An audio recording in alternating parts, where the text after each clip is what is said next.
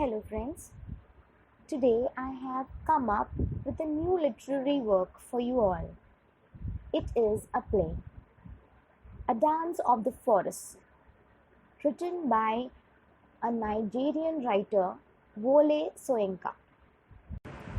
First, let us know what are the things that we will discuss in this lesson today. We will try to know about the play, the objective of the story in the play, its background, followed by part discussion of the drama.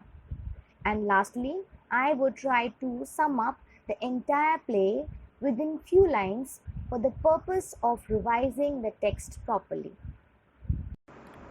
A Dance of the Forest is one of Wole Soyinka's best known plays and was commissioned as part of a larger celebration of Nigerian independence. It upset many Nigerians at the time of its production, specifically because of its allegation of political corruption in the country. The play is about a group of mortals who call for the spirits of the dead, hoping that these wiser spirits will help to guide them. But the mortals are disappointed to discover that the dead spirits are just as petty and flawed as they are. A Dance of the Forest presents a complex interplay between gods, mortals, and the dead, in which the ideal goal is the experience of self-discovery. The objective of this lesson is to help you keep track of the often confusing multiple characters and incidents that unfold in this play.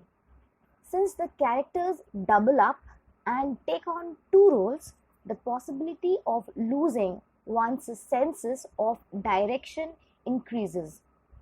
This unit can also be used as a means of ready reference while one is studying the next unit, the critical analysis of the play. I have highlighted the names of characters on their first appearance.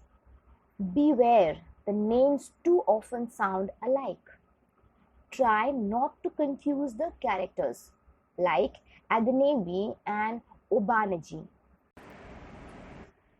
Friends, I would explain this play using both English and also Hindi wherever required. In this play, two different times have been merged together. Few characters are from the past and are now dead. These characters are called for the gathering of the tribes that is being organized by the living people in the present.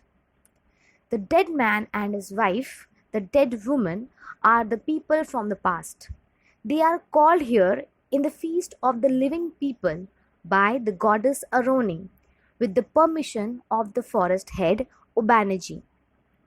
The man and woman were a captain and his wife in the past life and were tortured and killed by an emperor Mata Haribu and his queen nicknamed Madame Tortoise.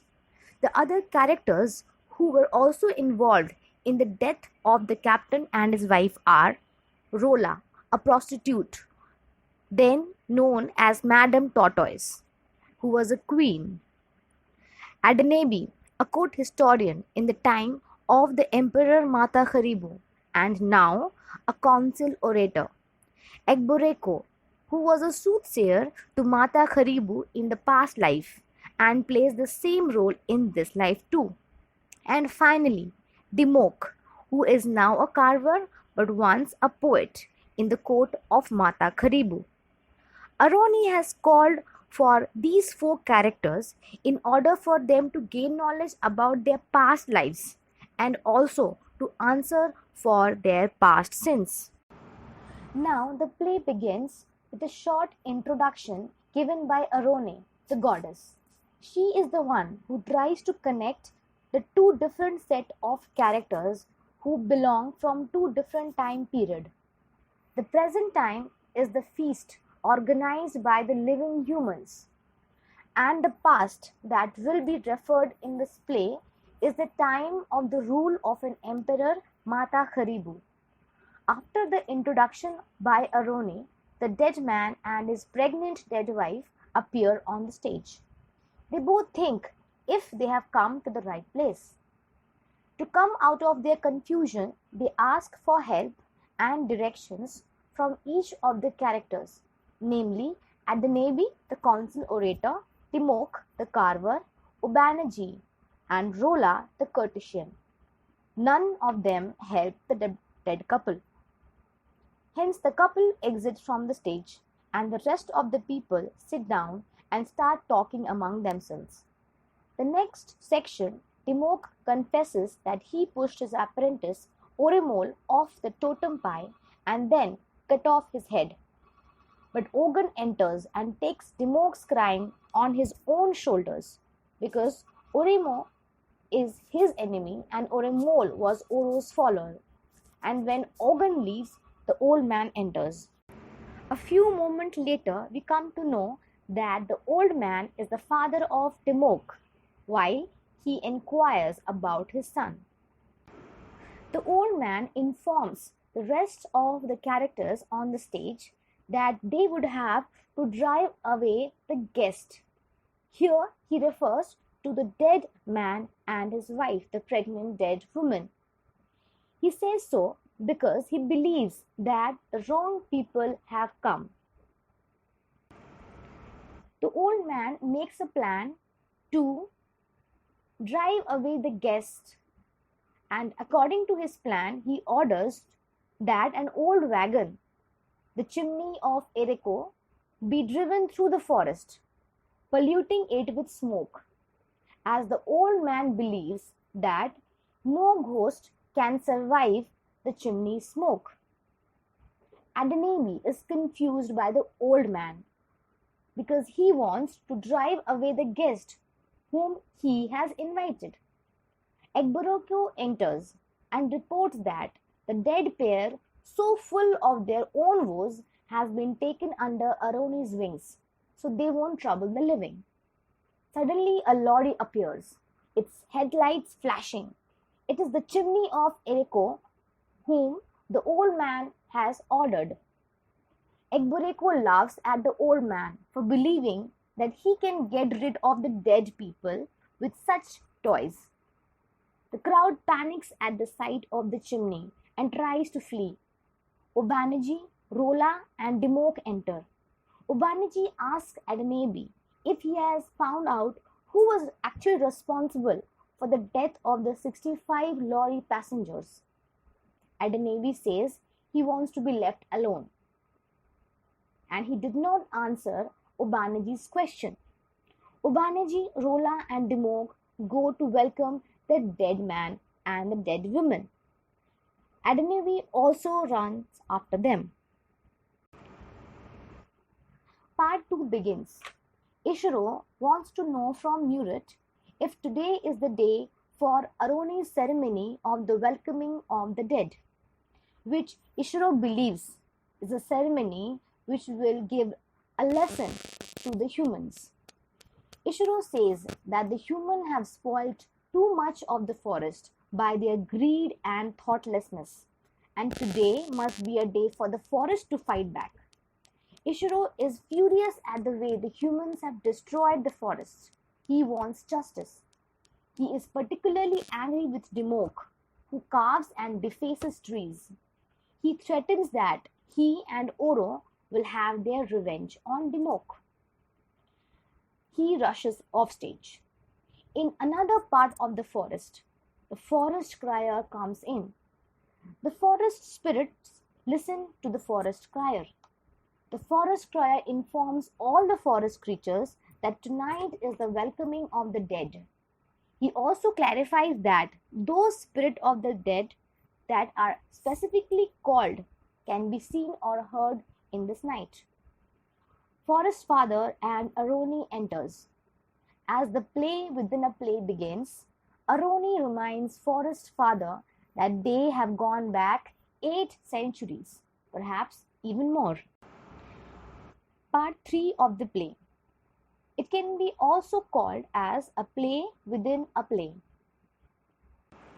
As by the end of the previous scene, Aroni has already declared that a play within a play is a scene from 8 centuries ago. This present scene is the court of Mata Kharibu. The king, Mata Kharibu, and his queen, Madame Tortoise, and the court poet Dimok are present on the stage. Mata Kharibu is very angry. Why? Because his warrior, the dead man, has denied to fight a war on king's behalf. Mata Kharibu slaps him and accuses him of being a traitor. The warrior, that is the dead man, has persuaded his soldiers not to fight an unjust war on the king's behalf. Now let me explain why the warrior calls the war as an unjust war. क्योंकि माता खरीबू ने madam tortoise को किसी और राजा से चुरा के अपने देश लेके आया था. ठीक है, मैडम टॉर्टोइस उसकी अपनी क्वीन नहीं थी, इसलिए माता खरीबू को अभी एक युद्ध लड़ना था उस राजा से जिससे उसने मैडम टॉर्टोइस को छीना है. इसलिए तो वॉरियर कहता है कि ये ऑनरेबल नहीं है कि कोई दूसरी की बीवी को छीन के लेके आए. इसलिए वो वॉरियर युद्ध लड़ने के लिए मना कर देता है और उसके मना करने की वजह से राजा माता खरीबू उससे बहुत ज़्यादा गुस्सा है.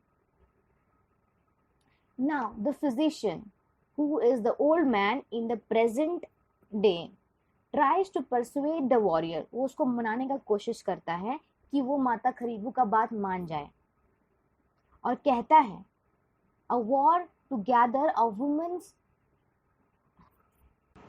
वो कहता है कि this is not a war to gather a woman's clothes but an affair of honor. ये एक सम्मान की लड़ाई है.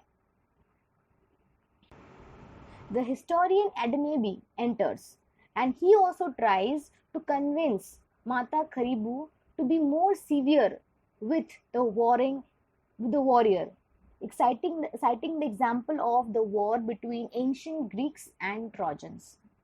The soothsayer Egboreko enters.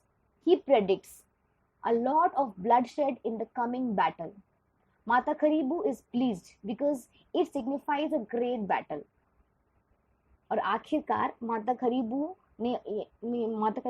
ये ऑर्डर देता है कि उस वॉरियर को और उसके साथ में जितने भी सोल्जर्स मिले हुए हैं तो वॉर लड़ने के लिए मना कर रहे हैं, उनको पनिश किया जाए या तो उनको पानी में डुबो दिया जाए. माता खरीबू orders that the warriors and his followers be sent down the river or drowned. तभी एक स्लेव डीलर आता है.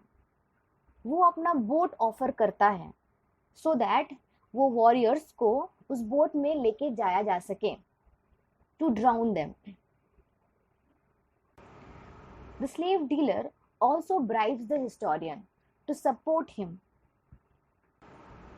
The historian does the needful and finally the warrior merely yells for the guards. वो अपने जान की रक्षा के लिए चीखता है, चिल्लाता है. तभी उसकी pregnant wife, the dead woman, वहाँ आती है. The pregnant wife also bags madam tortoise for mercy. वो भी अपने पति के जान के लिए मैडम टॉर्टोइस से भीख मांगती है. But madam Tortoise orders the guard to carry out her sentence and the pregnant woman faints. बेचारी प्रेग्नेंट वुमन बेहोश हो जाती है. फिर the lights go out and come on again. to show Aroni and Forest Father starring in the next scene. Ishro comes on the stage to ask for justice for his follower Orimol, who was killed by Dimok. Forest Father reassures him that nothing has forgotten and everybody will get justice. Ogun enters and tries to silence Ishro by saying that Dimok followed his order and that he will answer for him. Forest Father asks for the questioner to be called and orders that no one will interrupt the proceeding. In the next scene, the questioner asks the dead woman कि उसे यहाँ किसने बुलाया है और वो इतना समय से पहले क्यों आ गई. The dead woman replies that she has been sent here by a woman without a womb. She refers to Aaron, the goddess. The questioner says कि वो उसे यहाँ नहीं आना चाहिए था क्योंकि उसके पेट में बच्चा है. The forest father is more gentle with the dead woman. He says her to rest and quieten her spirit. The dead man enters. He says that he has lived many lives, but his last life has obsessed him. The forest father calls the dead man by his name, Muleru, and he also recalls his last life's journey by ship until he was sold as a slave. Then the questionnaire completes forest father's statements. वो कहता है he becomes a slave for a bottle of rum. The questioner accuses the man of surrendering his manhood too easily. वो कहता है कि तुमने बहुत जल्दी हार मान लिया था. अरोनी आती है स्टेज पे. She rips off the questioner's mask. Questioner एक मास्क पहना रहता है. अरोनी उस मास्क को उतार देती है और मास्क उतारने के बाद पता चलता है कि वो क्वेश्चनर कोई और नहीं बल्कि इशरू था. इशरू डर के स्टेज से भाग जाता है. The interpreter enters. इंटरप्रेटर लेके आता है अपने साथ 3 लोगों को, Dimock, Rola and Adnaby. Aroni leads of the dead women on the forest fathers order. Aroni dead women को लेके स्टेज से चल जाती है. द इंटरप्रेटर जो 3 ह्यूमंस को लेके आई थी उन तीनों ह्यूमंस को मास्क पहना देता है. The mask wear the same expression. तीनों ही मास्क में एक ही एक्सप्रेशन रहता है. थोड़ी देर बाद डेड वुमन स्टेज पे वापस आती है, पर इस बार she is not pregnant. She is carrying her half child with her. Then we come to know that there are many spirits present on the stage. As the first spirit, the spirit of the palm, speaks, saying how his color changed from white to red. The half-child turns around, trying to guess which of the masked figures has spoken. Then the child leaves his mother's hand and plays a game of season. The child chants that he fears he will be born dead. The next, spirit of darkness joins in with the spirit of palm, saying they will be misled and doomed. The spirit of precious stone says how he lures them into the pit, promising wealth, but gives them death instead. The spirit of pachyderms complains of the theft of ivory, and the spirit of rivers weeps for the humans' ruthless exploitation of the natural environment out of greed.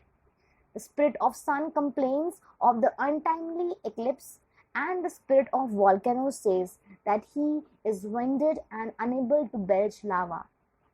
The ant leader complains of millions of brothers being trod underfoot, even though they guard the wisdom of Mother Earth. Aroni shouts at them. Forest Father gestures at the interpreter for the humans to be unmasked. Forest Father कहते हैं कि वो 3 humans जिन्होंने mask पहना है उनका mask उतारा जाए. As the humans are unmasked, The first of the triplet enters and proclaims that it is the end that will justify the means. Then a long section follows, which is completely without words, in which Ishiro and Ogun both try to grab the half-child by playing a game of ampe. Dimok attempts to restore the half-child to its mother. Forest's father then makes his longest speech, more to himself than to other characters. He knows it is futile to teach humans the wickedness of their ways and to show them a picture of their lost innocence. Forest father अपने long speech में ये कहते हैं कि humans लोगों को ये सिखाना बेवकूफ़ी है कि वह किस तरह से अपने इनोसेंस को खो चुके हैं. Timok gives the half child to the dead woman who leaves with him. Forest father too leaves. इस सीन में हम देखते हैं कि किस तरह से इशरो अपने फॉलोअर ओरिमोल की मौत का बदला लेता है. वो डिमोक को भी उसी तरह से मारता है जिस तरह डिमोक ने ओरिमोल को मारा था. A shadow of Dimok's totem is seen, with the villagers dancing around it. ISRO आता है और अपने आदमी लोगों को लेके आता है डिमोक को मारने के लिए. वो डिमोक को खींचते हुए उस स्तंभ के नीचे लेके जाता है. डिमोक उस स्तंभ में चढ़ने का कोशिश करता है और जब वो ऊपर तक चढ़ जाता है इशरो उस स्तंभ को आग लगा देता है. उसके जस्ट बाद ओगन enters the stage. He catches Dimok as he falls from the totem and the lights go out. As the lights come again, we can see Ishiro dancing in joy. Ogun enters carrying Dimok. Ogun Dimok को ground पे रखता है और stage से निकल जाता है. उसके तुरंत बाद एग्बोरेको एंड द ओल्ड मैन, जो कि डिमोक के फादर हैं, दोनों ही स्टेज पे आते हैं. ओल्ड मैन डिमोक को देख के बहुत ही शॉक हो जाता है. रोला enters the stage. Egboreko says that he did not expect to find Rola alive. Egboreko सोचता है कि रोला भी मर गई होगी. Egboreko eagerly asks him. Egboreko पूछता है कि क्या वो आज इस रात कुछ सीखा है? Has he learned anything wise, anything of the future? But the play ends with Egboreko's old common phrase, proverbs to bones and silence. Now, let us sum up the entire play.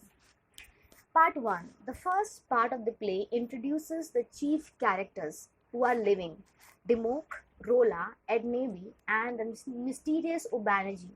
It tells us about the festival of the gathering of the tribes that they are about to attend, and also the two characters who are dead, who have been called to this festival and yet are not made at all welcome by the living guest. In part 2, there is a confrontation between Murit and Ishiro. Ishiro seeks revenge because his tree has been violated and his follower killed in the construction of the totem pole. Murit refuses to cooperate with Ishiro. In part 3, the scene of many centuries back, the court of Mata Kharibu. The four living characters now playing new roles in this court, and the two dead characters are presented as a heroic warrior and his hapless pregnant wife, who are both wronged by Mata Kharibu and Madame Tortoise. Play then returns to the present. A number of spirits of the forest, of the palm, of the rivers, etc. appear and speak of the ways in which they have been exploited by human greed. Forest father makes a long speech. Dimok climbs the totem pole for his sins, but he is saved by Ogun. The play ends with the old man and Egboreko questioning Dimok as to what he has learned from the events of the night, but Dimok is unable to explain. Considering the length of this video, I did not include the critical analysis of the play. If you require the critical analysis, then mention it in the comment section. so that I may get motivated to make it for you all. And if you need the PDF of this video, then kindly give me your mail ID in the comment section. I will send you the material.